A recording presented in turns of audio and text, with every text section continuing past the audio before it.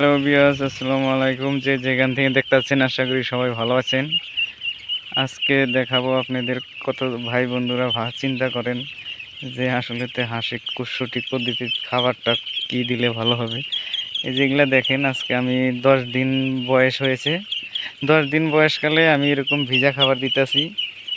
আপনার সবগুলা বাচ্চা ওই যে উঁচা পাত্রগুলাতে খাইতে পারবো না, সেই জন্য আমি এই যে 3-4টা ছোট নিচার আদারের ঢাকনার মধ্যে দিয়ে দিয়েছি।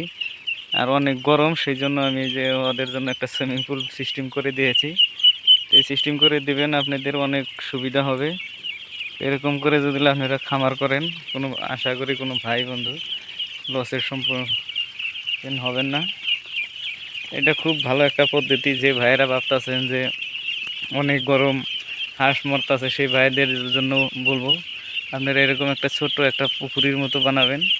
বানাইয়া ওইখানে দেখেন পুকুরি, এইখান দিয়ে আমি আদার দিয়ে রাখছি। এখানে আদার খাবে, পুকুরির মুখটা ধুয়ে আসবে। তো এই সিস্টেমে আপনারা করতে পারেন। এরকম করে চারিদিকে লিটের বাউন্ডারি করে দিয়েছি আমি।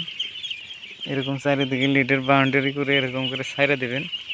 আপনি 10-12 দিন 15 দিন বয়সে আরামসে যে যাই বলুক, ভাই আমি নিজে এই সিস্টেমে পালি, সেটাই আপনাদের বলতেছি। আপনাদের ভালো লাগলে ভাই আমার সিস্টেম মতো করতে পারেন, আমাকে ফলো করতে পারেন।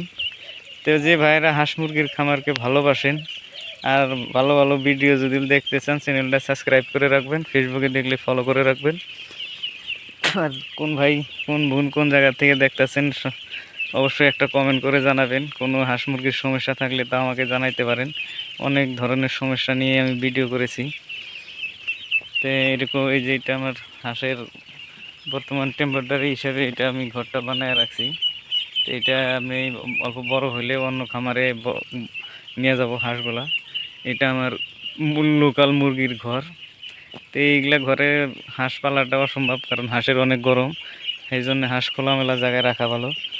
এই যে দেখেন আদারগুলা বর্তমানে এগুলো 12-13 দিন বয়স হয়েছে, কি সুন্দর করে খাইতেছে।